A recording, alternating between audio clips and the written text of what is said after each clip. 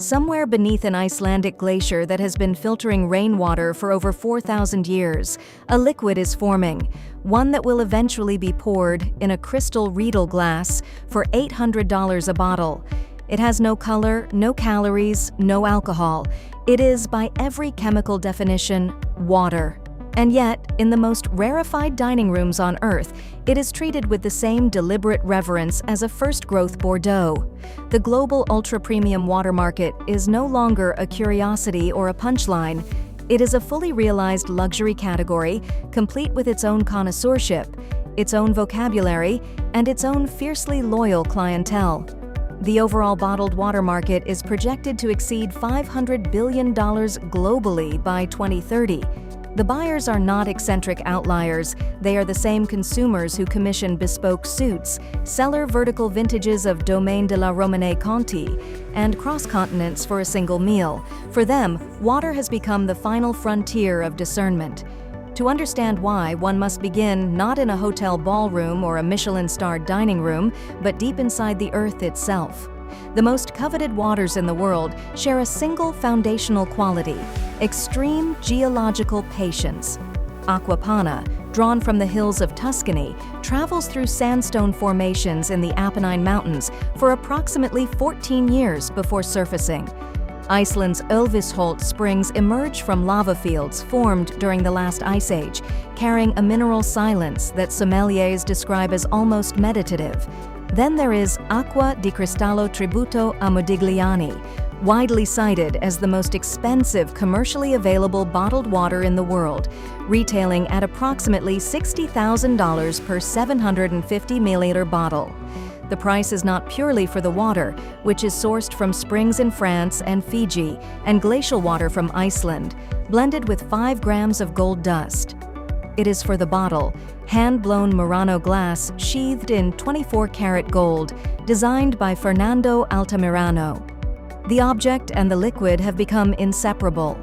Together, they form something closer to a sculpture than a beverage. Yet the theater of ultra-premium water extends far beyond a single gilded bottle. At the Burj Al Arab in Dubai, the water menu runs to multiple pages, featuring selections sourced from Norwegian fjords, Hawaiian volcanic aquifers, and the meltwaters of Canadian icebergs. A trained water sommelier, a role that barely existed 2 decades ago, presents each option with tasting notes: TDS levels, pH balance, mineral hardness, perceived mouthfeel. The guest does not simply choose still or sparkling. The guest chooses a geological biography. The science behind these distinctions is more substantive than skeptics allow. Total dissolved solids, TDS, measure the concentration of minerals such as calcium, magnesium, bicarbonate, and silica suspended in the water. A low TDS water like Volvic, registering around 130 mg/mRL, is almost cloud-soft on the palate, making it a preferred pairing with delicate raw fish. A high TDS water like Vichy Catalan from Spain, registering over 3,000 mRL, arrives with a bold, almost saline presence, capable of cutting through the fat in a dry-aged Wagyu. These are not imaginary differences. They are measurable, repeatable, and culinarily consequential.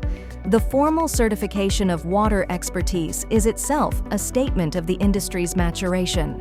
The Fine Water Society, founded by Michael Masha in 2008, offers a certified water sommelier program that has now graduated professionals across Europe, Asia, and North America.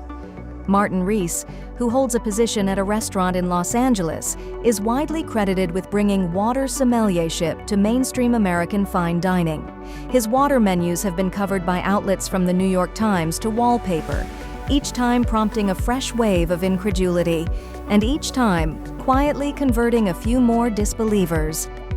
Beyond the restaurant floor, the super yacht world has emerged as one of the most demanding and discreet markets for ultra-premium water. Provisioning managers for yachts in the 50-meter-plus category routinely source water from 4 or 5 different origins for a single week-long charter, matching them to the menu as carefully as the wine list. Cases of Kona Deep, drawn from a depth of 3,000 feet in the Pacific Ocean off the coast of Hawaii, have been air freighted to Mediterranean moorings at considerable expense, not because the alternatives are inadequate, but because the standard has changed. Some of the most extraordinary examples in the premium water canon derive their value from conditions that cannot be replicated anywhere else on Earth. Berg water, produced in Newfoundland, harvests water directly from 15,000-year-old icebergs calved from Greenland glaciers. The harvesting process is physically treacherous. Boats approach drifting ice masses in open North Atlantic water, and the supply is, by definition, finite and unpredictable. Each bottling is a different geological moment, effectively unrepeatable. There is a powerful psychology at work beneath all of this. Thorstein Veblen's concept of conspicuous consumption, articulated in The Theory of the Leisure Class, published in 1899, holds that luxury goods derive a portion of their value from their very expensiveness, from the social signal embedded in the act of purchase. Water, however, adds a layer that Veblen could not have anticipated: the signal of knowing. Choosing a specific water from a curated menu performs not just wealth, but fluency. It says that the chooser understands what most people have not yet been taught to see. Across the five-star hospitality world, dedicated water service has moved from novelty to expectation at the highest tier. These are not gimmicks appended to existing service.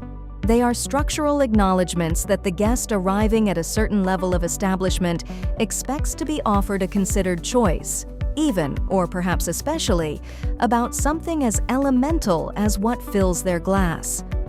Critics of the premium water phenomenon are neither scarce nor entirely wrong. In a world where approximately 2.2 billion people lack access to safely managed drinking water, according to the World Health Organization, the spectacle of a $60,000 bottle generates an unavoidable moral dissonance. Some luxury properties have begun acknowledging this tension directly, partnering with water access nonprofits and donating a percentage of premium water sales to infrastructure projects in water-scarce regions. Whether this constitutes meaningful redress or elegant deflection is a question the market has not yet resolved. What is not in question is the direction of travel. A new generation of high-net-worth consumers, younger, more globally mobile, more attuned to provenance and process, is approaching all categories of consumption with the same research-forward rigor once reserved for wine or watches. For this cohort, the story behind the bottle matters as much as what is inside it.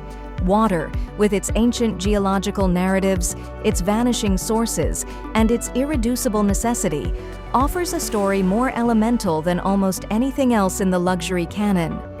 In the end, the luxury water phenomenon is not really about water at all. It is about the human compulsion to find meaning in scarcity, to assign beauty to patience, and to transform the ordinary into the extraordinary through an act of sustained, expensive attention. The glacier does not know it is a luxury product.